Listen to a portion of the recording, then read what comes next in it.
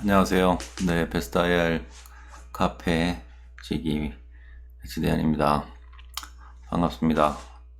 네, 오늘도 저희 카페가 4,975명이 되었네요. 그래서 제가 조금 새로운 걸 한번 이제 5,000이 넘어가면서 좀 새로운 거를 좀 시도해 보려고 하고 있습니다. 그래서 네, 앞에 뭐 페이지도 조금 바꿨는데 어쨌든 우리가 애널리스트를 좀 상대를 하려면 회사를 잘 분석할 수 있어야 될 것 같아요. 그래서 애널들이 어떻게 분석을 해왔고 또 우리도 이제 다른 회사에 대해서 한번 공부해보는, 정말 다른 회사도 뭐 공부할 만한, 그러니까 투자할 만한 가치가 있는 회사인지 그런 느낌을 받으려면 우리는 또 어떻게 IR을 해낼 수 있는, 하는 것이 좋은지, 이런 것들 좀 같이 고민해 보면 좋겠고요. 그래서 매일매일 올라오는 리포트들을 한번 보면서 한번 공부를 같이 해봤으면 좋겠습니다. 그래서 이번에는 3Q 실적들을 좀 중심으로 해가지고 어떤 리포트들이 나왔고 어떤 스토리들이 있는지, 그리고 그것이 나와의 어떤 관계가 있는지, 내가 일하는 데 있어서 어떤 관계가 있을지 한번 같이 공부해보는 시간을 가져보고자 합니다. 그러면은 뭐 잘 아시다시피 이제 저는 이쪽 증권 이 부분을 좀 많이 가서 보고 있는데요. 예를 들면 이번 주에 한국 증시가 어땠나? 뭐 잘 아시다시피 뭐 좀 금요일날 좀 떨어졌고요. 금요일날 좀 떨어졌는데 왜 떨어졌냐? 홍콩 우려, 코스피 2.5 급락, 홍콩 사태로 급락해서 2080, 그러니까 2100선이 무너지는 그런 날이기도 하죠. 그래서 뭐 그런 부분도 이제 체크를 하고요. 그 다음에 이제 간단하게 시장 지표, 그러니까 뭐 좀 중요한 인덱스들 좀 체크를 해보는데, 항상 이제 달러 FX가 좀 어떻게 되고 있는다. 1180이면은 얼마 전에 1150선이었는데 다시 좀 많이, 한 달 만에 다시 올랐네요. 그래서 원화가 좀 약세로 돌아간 그런, 1200을 찍고 내려왔다가 다시 한번 좀 약세로 돌아서고 있는 상황이다. 이런 것도 좀 보는데, 이게 이제 외국인 시각에서 우리나라가 좀 투자하기에 조금 꺼려지거나 이코노미가 조금 좀 약해 보일 때 그런 상황들이 나타나지 않나. 또한 이제 이것들로 인해서 내수주들은 조금 안 좋고, 뭐 수출주들은, 회사들은 좀 좋은 그런 양상을 보이기 때문에 그런 것들 좀 체크하고 있습니다. 그래서 그거 말고 또 이제 WTI 55불 정도가 되고 있고, 요것도 뭐 피크를 62불 친 후에 52불까지 떨어졌다가 다시 조금 올랐는데, 어쨌든 그 트렌드는 다시 좀 좋아지는데, 이 기름값은 글쎄, 오일 프라이스는 그러니까 전반적으로 경기가 좋아지면 이게 오르는 좀 성향이 있는 것 같아요. 그래서 요거 글로벌 이코노미를 볼 때는 이게 좀 오르는 편이 전반적으로는 좀 좋지 않나, 뭐 그런 생각도 해보는데, 뭐 꼭 그게 뭐 정답은 아닌데요. 예, 정답은 아닙니다. 그렇지만 그런 것들도 한번 고민해 볼 수 있죠. 지금 우리가 어떤 상황인가 볼 때. 네, 그렇고. 그다음에 제가 이제 가장 많이 보는 게 이제 투자 전략 쪽에서 이제 산업 분석 쪽을 좀 많이 봅니다. 그래서 산업 분석을 보는 이유는, 외국인들 시각에서 보통 이제 투자를 할 때 탑다운 형식으로 많이 하잖아요. 그래서 먼저 이제 어떤 인더스트리가 좋고, 그 인더스트리가 왜 좋고, 그 인더스트리에 투자를 하려면 좀 이렇게 강자를 좀 투자를 해야 되는데, 그 중에서도 어떤 것들이 좀 뭐 퍼도 좀 낮고 그런 그로스 스토리도 좀 있고 그런 주식이 어떤 건지 이런 것들을 좀 보는 것 같습니다. 그래서 오늘은 사실상 글쎄요, 제가 이제 제약사에서도 공부를 해봤으니까 제약을 한번 열어보도록 하겠습니다. 요거는 이제 제약 애널리스트 중에서는 그래도 좀 베테랑이라고 하는 백이달 연구원이 쓴 건데요. 전반적으로 읽어보면 이제 그 제약사의 경우 바이오와 제약이 이제 좀 나눠지는데 일반적으로 이제 제약사들이 주가가 그동안 좀 안 좋았죠. 그 한미약품의 그 기술 수출 라이센스 아웃이라고 하는데 그거를 한 이후에 좀 바이오 쪽에 좀 힘이 실려지는 느낌이 있었어요. 그래서 전반적으로 관심들은 그쪽으로 몰렸는데 이제 지금 여기도 이제 그 얘기를 하고 있지만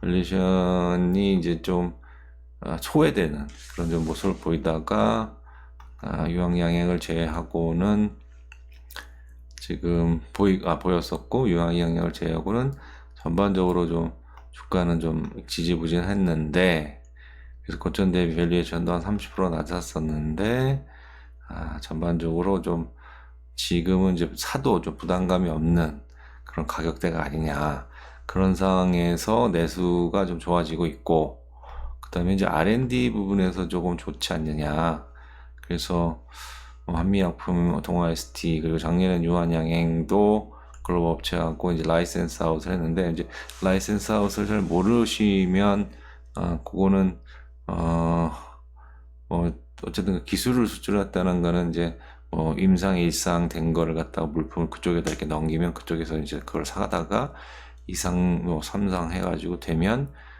그 중에 어느 정도의 판권을 이제 그 사온 라이센스 아웃했던 데다가 이제 그 라이센스 피를 주는 약간 그런 이제 모델인데 우리나라 같은 경우는 이제 그 임상을 직접 글로벌 임상을 할 만한 여력이 없고 그 워낙 비싼 프로세스라 가지고 그런 부분에서 이제 조금 한국 기업 같은 경우들은 라이센스 아웃도 좀 많이 했는데 특히 이제 최근에 이제 코오롱 같이 죄송합니다. SK 같이 좀 큰 회사가 직접 그 여러 가지 임상도 하고 거기서 판매까지 이제 이루어지는 걸 보면서 좀 큰 회사들한테 조금 관심이 가지 않겠느냐 요런 좀 맥락의 그런 리포트였던 것 같아요. 그래서 최근 3분기 실적에서는 상위 제약사들이 대부분 컨센서스를 상회하면서 이익이 괜찮았다. 그러니까 이제 컨센서스가 낮아서 그 이익률이 그 이익이 좋게 보이는 건지 아니면 실질적으로 좀 이익이 많이 좋아진 건지는 잘 모르겠습니다만 어쨌든 컨센서스보다 좀 좋았다는 거는 항상 시장에 좋은 뉴스니까요. 그런 부분들이 일단 3분기에 나왔고 그런데도 불구하고 밸류에이션 좀 많이 낮아인 상태 머티플이 뭐 퍼라든가 뭐 EV, EBITDA 이런 것들을 봤을 때 전반적으로 좀 그 역사적으로 봤을 때 뭐 15가 평균이었는데 뭐 한 10이나 뭐 5까지 내려와 있다 뭐 이러면 이제 좀 이거 영업이익도 이 기대보다 잘 나오고 밸류에이션도 지금 굉장히 낮은 편이라 그러면 한번 살만하지 않겠느냐 이제 뭐 특히 가치 투자가 같은 경우는 그런 생각을 할 수가 있으니까 그런 부분에 대한 어떤 조금 좀 그런 주장이 아니냐 이렇게 생각이 됩니다. 백이달 연구원의 그런 주장이 아니냐 이렇게 생각하고요. 그리고 이런 것도 이제 애널리스트들이 제일 잘하는 부분이라서 아마 거짓말은 뭐 당연히 아닐 거라고 생각합니다. 그래서 이런 것들은 그냥 받아들여주면 어떨까 싶어요. 그러니까 점유율이 회복된다든가 뭐 이런 것들 그다음에 영업활동 정착과 제네릭 허가 규제가 강화되면서 상위 유치에는 좀 유리한 환경이다. 아무래도 이제 그 규제가 강화되면 좀 버티기가 어려운 작은 회사들이 어려운데 뭐 그런 환경이 마련되고 있지 않겠느냐라는 그런 또 설명인 것 같습니다. 그 다음에 이제 기획사들은 역시 이제 제일 중요한 게 R&D 부분에서 과거에는 이제 일단 라이센스 아웃을 하고 나면 끝이었는데 그게 중요하지 않다. 왜냐하면 라이센스를 하고도 나중에 다시 캔슬되는 경우도 생겼고, 그게 이제 한미 같은 경우가 그랬죠. 여기 이제 그 그림을 보면 나오는데, 어쨌든 그래서 이제 그 계약금도 중요하지만, 계약도 중요하지만 앞으로 그 임상에 따라서 진행에 따라 들어오는 마일스톤이 중요하다. 그러니까 실질적으로 임상 프로세스가 이루어지고 있는지, 잘 될 가능성이 있는지, 이런 것들이 사실 중요한데, 처음 기술을 이전했다니까 그냥 좋아가지고 엄청나게 올랐던 그런 상황들은 좀 이제는 이제 경험상 더 이상 하진 않을 것으로 보인다, 뭐 이런 뉘앙스가 아닌가 싶습니다. 그래서 지금 다시 이제 상해 제약 업체들한테 관심이 다시 좀 쏠리고 있다. 이 부분도 사실 뭐 애널리스트가 주장하는 것이 아닌가 싶기도 하고, 아니면 진짜 그렇게 관심들이 다시 그쪽으로 몰리는 건지는 잘 모르겠습니다만, 최근에 뭐 동아 ST나 그런 유한양이나 이런 회사들의 주가가 조금씩 올라 있는 것 같더라고요, 바뀌는. 그래서 한 번 더 리바인드를 시키는 차원에서도 좋은 리포트를 낸 것이 아닌가, 그런 생각이 듭니다. 이분이 백이달 연구원의 토픽이 네, 여기는 이제 내수 얘기가 있고, 이거 한번 읽어보시면 좋을 것 같고요.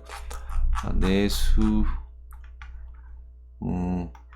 그렇죠. 좀 어려울 때는 구조조정도 하고, 그래서 이제 비용 절감도 하고, 그러니까 그런 부분들이 분명히 있었겠죠. 그래서 유한양행을 기본적으로 좀 토픽으로 보는 것 같습니다. 그래서 유한양행이 어떤 상황인지 한번 보도록 하겠습니다. 20년이 기대가 되고, 목표 주가 30만원인데 현재는 21만원이고, 뭐 오케이. 자, 내년도 영업이익은 굉장히 좋아질 거다. 큰 폭으로 증가할 거다. 올해는 실적이 부진했다. 왜냐하면 여러 가지가 이제 좀 구조조정이 있었나 보네요. 그죠? 수익성 낮은 도입품을 판권 발환, 이런 것들 더 드니까. 그 다음에 이제 특허 관련 등의 그 전문 의약품들의 매출이 감소를 했다. 그렇다면, 게다가 이제 임상이 진전되면서 임상에 따른 연구개발비의 그 비용 수준도 높아지겠죠, 당연히. 그런 걸로 알고 있습니다. 뭐 1상 때보다 2상에 더 돈이 더 많이 들고, 2상보다는 3상에 더 돈이 많이 들고, 그렇게 알고 있고요. 그러다 보니까 내년에는 실적이 개선된다. 기본적으로 좀 올해가 나빴으니까 좀 기저현상을 얘기한 부분도 있지 않나 싶어요. 그래서 그런 것들도 확인을 해볼 필요가 있을 것 같아요. 먼저 전문 매출은 좀 이제 회복되는데, 죄송합니다. 라이센스 수익이 이제 마일스톤 유입으로 좀 증가를 할 거다. 사실 이 마일스톤 유입의 금액은 굉장히 좋은 돈이에요. 그러니까 비용이 안 들고 바로 매출인데 바로 수익이 되는, 그냥 정말 그야말로 생돈이 들어오는 그런 거라서, 그런 게 들어왔을 때 그 제약사들이나 또 바이오 회사들의 주가가 좀 많이 반응을 하는 것 같더라고요. 그래서 그런 것들이 기대된다면 내년도에 유한양행의 주가는 요 마일스톤이 유입이 되느냐 마느냐, 이 부분이 가장 큰 그런 또 팩터가 요소가 될 것으로 보입니다. 그리고 사실상 연구개발비를 많이 쓰면서 이 영업이익도 증가한다라는 게 굉장히 어려운 일이죠. 그런데도 불구하고 이런 것들이 좀 좋아지고 양호해질 가능성에 대해서 아마 조금 큰 백이달 연구원께서 좀 주장을 하는 것 같습니다. 자, 그래서 마일스톤이 이제 유입이 되면 신약이 될 가능성이 크죠. 그래서 성공할 가능성이 이렇게 돼 있네. 보통은 시장 가치를 많이 그 기업 가치에다 반영을 해주는 경향도 있기 때문에 돈이 들어올 뿐만 아니라 기업의 가치까지 올라가는 이중의 효과가 있기도 하죠. 그래서 그런 것들을 확인을 하면서 보면 주가가 좀 지금 이미 좀 로우 밸류에이션 좀 낮은 상황에서 좀 올라갈 수 있는 상황이 아닐까.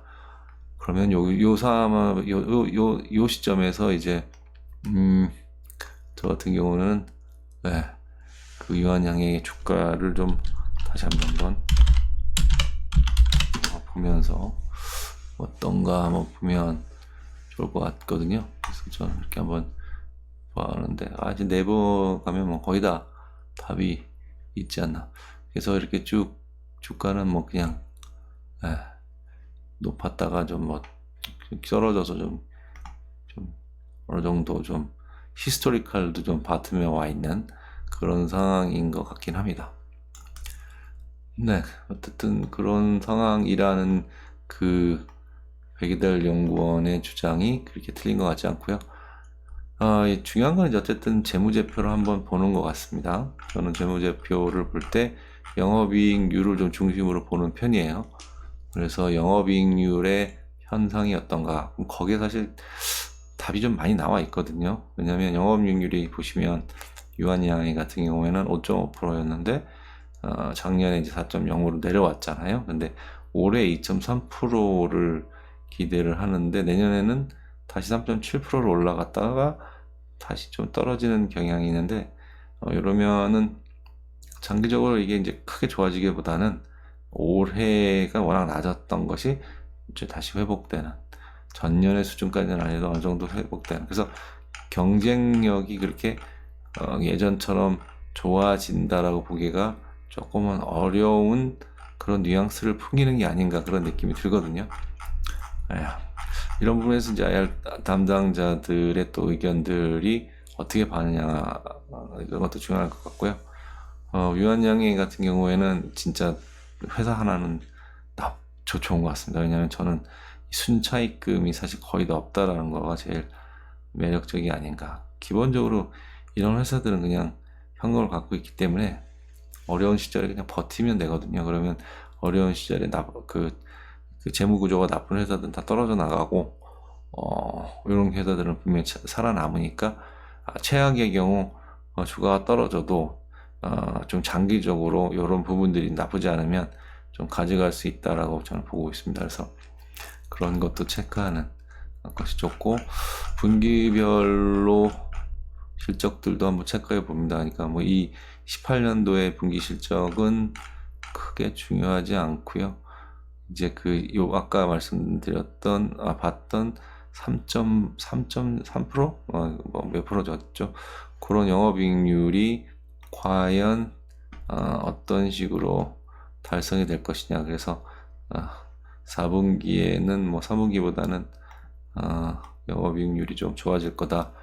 전년에 같은 경우에는 1.7%였는데 이제 2.1%, 올해는 3.7%였는데 내년에는 1.1%. 그러면 1분기에는 조금 하락을 할 수도 있어요, 주가가.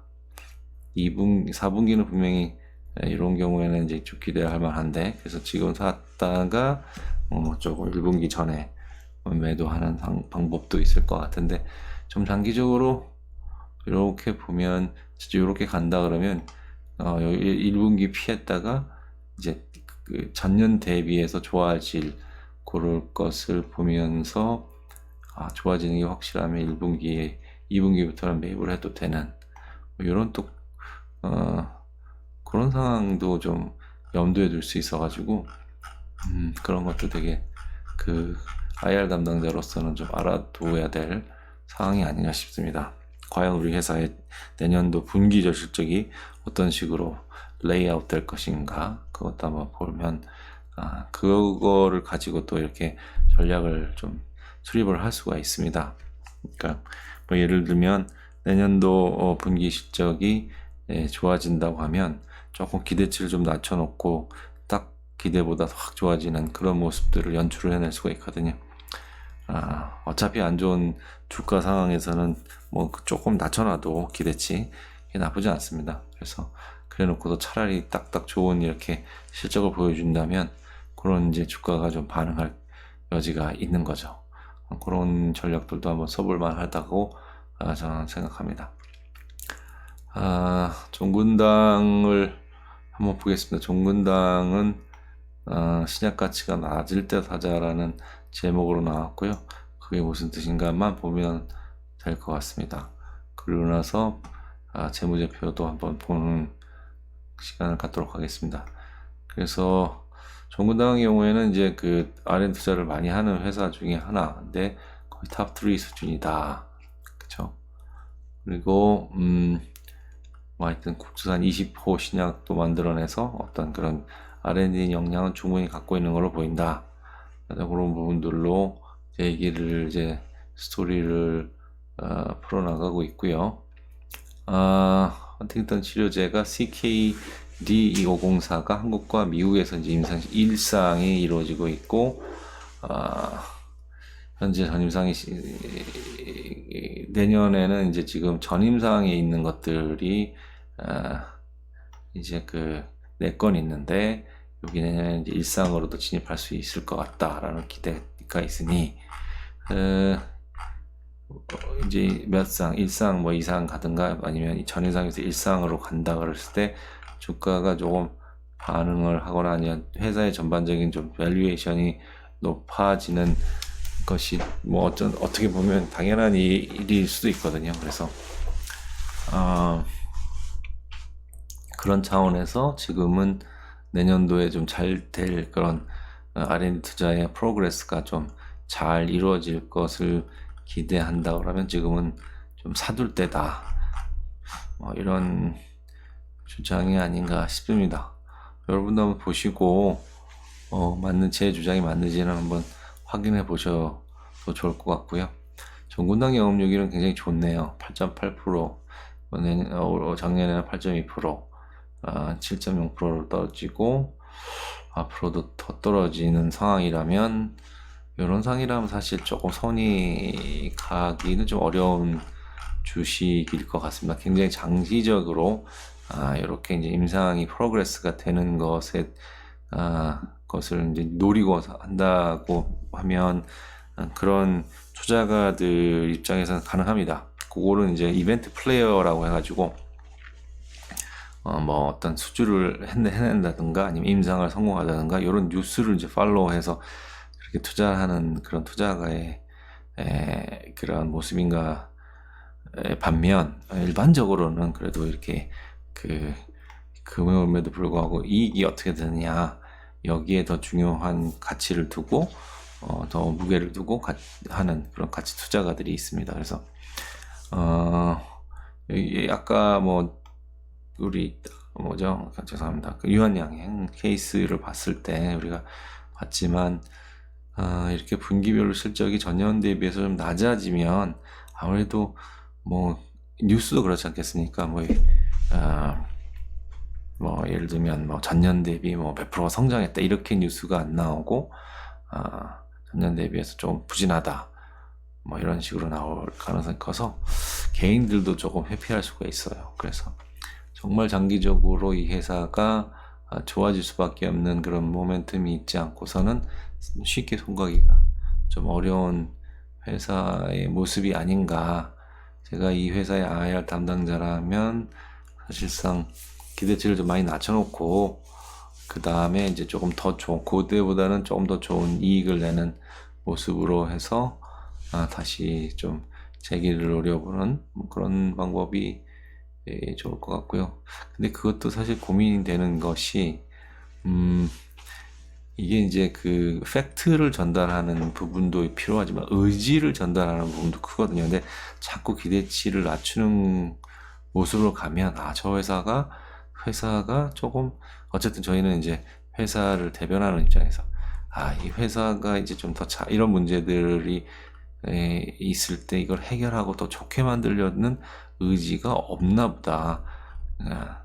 뭐 그런 식으로 좀 해석이 돼서 조금은 이제 깊이 되는 그런 것도 있으니까 무조건 기대치를 낮추는 것만이 좋은 거는 아닙니다만 지금 주가가 너무 안 좋은 상황에서는 그냥 그런 시장과의 어떤 그런 톤을 좀 맞춰 놓고 있다가 어느 정도 좀 그래도 좀 개선할 여지가 있을 때 보일 때 좀 강하게 의지를 좀 표명해 보는 것도 방법이 아닌가 싶습니다.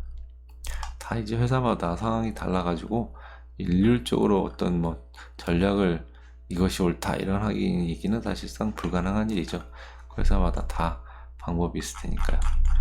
그리고 동아 ST 제가 이제 이 회사에 근무를 했었거든요. 그래서 이제 조금 궁금도 하고 요새 상황이 그래서 한번 읽어보도록 하겠습니다. 펀더멘탈은 계속 좋아진다. 제가 있었을 때 한 5년 전에 있었을 때 백이달 연구원이 가장 베테랑 중에 한 명이었는데 여전히 그런 거 보면 참 오래 소위 이 바닥에 계시는 것 같습니다.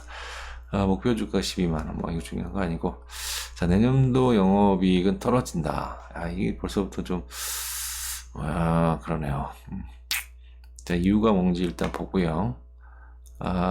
그럼에도 불구하고 펀드멘털이 개선된다고 하니까 그게 어떤 뜻인지 보도록 하겠습니다. 내년도는 이익이 떨어지는데 수수료가 200원이 떨어진다. 그러니까 이제 수수료 같은 경우는 이제 일시적인 이익이잖아요. 일시적인 이야기니까 이런 것들을 빼고 나면 사실상 이익은 늘어난다. 근데 연구개발 비용을 다시 한번 또 이렇게 감안해서 보면 더더욱 늘어난다. 그래서 펀디멘탈이라는 것이 사실상 연구개발 비용을 안 쓰고도 안 썼다라면 사실상 이 정도 이익을 내는 회사다 원래는. 근데 이제 더 좋은 미래를 위해서 투자를 하기 때문에 조금 뭐 더 적은 거니까 그건 좀 감안해서 보자 이런 의미인 것 같습니다. 그것도 되게 중요한 것 같아요. 그런 부분들이 굉장히 많습니다. 회사들이 이익이라고 해서 다 이익이 아니고요. 어떤 회사는 똑같은 이익을 내는데 연구개발비를 하나도 안 쓰고 이익을 내고 어떤 회사는 이런 거를 많이 내는데도 거의 똑같은 이익을 내는데 똑같이 밸류에이션을 할 수는 없잖아요. 다른 회사들도 뭐 건설도 그렇고 뭐 테크 회사도 마찬가지겠죠. 실질 이익을 냈는데 많은 그 인력들을 가지고 내는 것과 아주 적은 인력들을 가지고 내는 거는 차이가 있는 거죠. 같은 이익을 낸다면 많은 인력을 가지고 내는 회사가 훨씬 더 사실상 이익을 더 많이 내고 있다는 얘기거든요. 그리고 그런 회사일수록 정말 어려울 때 구조조정해서 더 좋아질 여지가 있는데 이미 너무 엷은 상황에서 그런 어려운 부분에서 더 이상 사람을 감축할 수 없다면 사실상 그러면 이제 회사는 정말 뭐 닫을 수밖에 없는 상황인데 그런 건 이제 극단적인 케이스겠지만 어쨌든 똑같은 이익을 내도 그 이익을 낼 때의 비용들이 어떻게 써져 있는지가 되게 중요한 것 같습니다. 그래서 그런 것들이 만약에 눈에 보인다면 사실 우리가 이익은 이 정도 내지만 우리가 이런 비용들 때문에 그런데 그것들은 굉장히 뭐라 그럴까요? 파지티브한 비용, 그러니까 아주 양질의 비용들이다 이런 걸 또 주장할 필요는 있을 것 같습니다. 그리고 거꾸로 투자가 입장에서는 그런 것들이 양질의 이익인지 비용인지 쓸만한 이 비용을 내는 건지 아니면 정말 미래의 수익을 창출할 수 있는 것과 전혀 무관한 그런 비용들인지 그런 것들은 좀 분석을 해볼 필요가 있습니다. 동아 ST의 그 펀드멘털 재무제표, 재무구조나 이 부분은 손익계산들을 한번 보도록 하겠습니다. 이 회사의 경우에는 지금 영업이익률이 4.3에서 부정부로 좋아졌고요. 올해는 아주 굉장히 좋은 영업이익률을 보이고 있습니다. 이건 아마도 그 라이센싱에 따른 마일스톤의 유입 때문인 것 같습니다. 그래서 사실상 내년도는 그게 없다고 본다면 예년과 같은 그러니까 실질적으로 9.9%의 영업이익률은 좀 일시적인 것이고 그걸 발라냈을 때 얼마냐 요게 이제 중요할 것 같고요. 그런 부분에서 한번 보는 것이 좋을 것 같고요. 순차익금 역시 이 회사도 정말 차익금 별로 없는 아주 사운드한 회사이고요. 그러면 장기적으로 이 회사도 계속해서 R&D 투자를 하고 제대로 투자를 잘 하고 있다면 투자할 만한 회사인 거는 분명하죠. 근데 이제 R&D 쪽이 얼마나 투자가 제대로 되고, 그러니까 돈이 될 만한 곳에 제대로 투자돼서 그런 것들을 정말 해내는 그런 R&D가 지금 이루어진지는 정말 외부에서는 판단, 이분 내분에서도 사실상 어렵습니다. 그래서 제약이나 바이오가 참 그래서 투자하기가 어려운 거고, 그냥 과거의 소위 그 트랙 레코드, 과거에 얼마나 잘했는지를 보고 판단하는 수밖에 없는데, 그럼에도 불구하고 바이오 회사에다가 투자하는 거를 보면서 저는 그 참 위험한 투자가 아닌가. 정말 그야말로 정성 가서 그냥 도박하는 게 낫지 않은가, 그런 생각도 듭니다. 자, 오늘은 여기까지 알아봤고요. 제약 부분 오늘 공부를 좀 해봤습니다. 같이. 다음에는 다른 산업 가지고 한번 공부를 해보도록 하겠습니다. 감사합니다.